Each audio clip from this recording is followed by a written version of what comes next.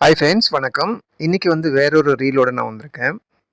அது என்ன அப்படின்னா, இந்த இப்ப இருக்கிற பசங்க எல்லாரும் கல்யாணம் ஆன மிடில் ஏஜ் ஆன்டீஸோட கான்டாக்ட் இருக்க விரும்புறாங்க. அவங்களோட தொடர்புல இருக்கிறத தான் ரொம்ப விரும்புறாங்க அதிகமா. அது ஏன் அப்படிங்கிற ஒரு கேள்விக்கான பதில் யாருக்குமே தெரியறதில்ல. அது என்ன மாதிரியான ஒரு ஈர்ப்பு, என்ன மாரியான ஒரு ரசனை அப்படின்னு தெரியல. பட் இருந்தாலும் நெறைய பேர் அப்படி இருக்காங்க.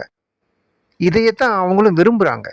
அந்த மாரி மிடில் ஏஜ்ல இருக்கிற பெண்களும் அத விரும்புறாங்க. இதுல மூழ்கி போன சில இளைஞர்கள் காதல் வயப்படுறாங்க. அத காதல்னு சொல்லிக்கிறாங்க. அதே அவங்க ஏஜ்ல இருக்கிற பொண்ணுங்கள காதலிக்கிறதுக்கு அவங்களுக்கு பிடிக்கல. 20 வயசுல, 25 வயசுல, 18 வயசுல இருக்கிற பொண்ணுங்கள காதலிக்க பிடிக்கல. ஆனா 35 வயசுல இருக்கிற ஒரு ஆன்டிய, ஒரு மிடில் ஃபேமிலி வுமன அவங்க லவ் பண்றேங்கிறாங்க. அவங்களோட எல்லா விதமான உறவுகளும் வச்சுக்கிறாங்க. இது என்னன்னே தெரியல. அந்த மாதிரி ஒரு ரிலேஷன்ஷிப்ல இருந்த ஒரு பையன பத்தி, அந்த பையன லவ் பண்ண ஒரு பொண்ணு சொன்ன ஒரு கதைய ஒரு கேர்ள் சொல்றாங்க. அது உண்மை சம்பவம்னு நெனைக்கிறேன். அத நீங்க கேளுங்க. இது மூலமா என்ன நடக்குது? ஏது? அப்படிங்கிற ஏதாவது இருந்தா நீங்களும் கமெண்ட்ல சொல்லுங்க. பட் இதுக்கு மாற்றம் இருக்கா? இதுக்கான வழிகள், விடைகள் ஏதாவது கிடைக்குமா? இது மாற வாய்ப்பு இருக்கா? இல்ல இப்படியே தான் போயிட்டு இருக்குமா? அப்படின்றதையும் சொல்லுங்க. வாங்க அந்த வீடியோவ கேட்கலாம். 29 to 30 ப்ளஸ் இருக்கும். அவங்களுக்கு கல்யாணம் ஆகி 2 குழந்தை இருக்கு. அந்த ஆன்டி கூட அவன் பேசிட்டு இருக்கான். ஏன்டா எனக்கு இந்த மாதிரி ஒரு துரோகத்தை பண்றேன்னு நான் கேட்டேன். அவங்க என்னோட அக்கா. ஆனா அவங்களுக்கு எனக்கு எந்த ஒரு தப்பான இன்டென்ஷனும் இல்லைன்னு சொல்லலாம்.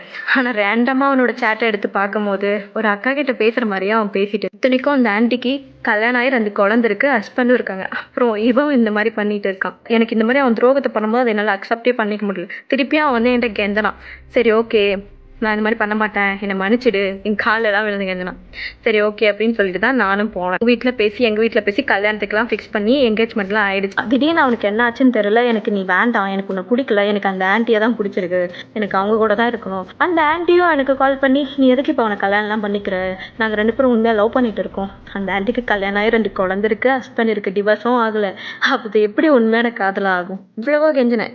ஏன்னா என்கேஜ்மெண்ட் ஆகிடுச்சு, கல்யாணம் இன்னும் 2 மாதத்துல, இந்த டைமில் இந்த மாதிரிலாம் பண்ணாதடா, அந்த அந்த ஆன்ட்டி வேண்டாம், ஜஸ்ட் விட்டுடு, நம்ம 2 பேரும் எவ்வளோ வருஷமாக லவ் பண்ணியிருக்கோம், நம்ம 2 பேரும் சந்தோஷமாக இருக்கலாம் அப்படின்லாம் நான் நிறைய கேட்டேன். அந்த ஆன்ட்டி தான் வேணும் அப்படின்னு சொல்லிட்டு என்னை ஒரு மாதிரி அசிங்கமாக ட்ரீட் பண்ணிட்டு கேவலமாக கேட்டுட்டு போயிட்டான்.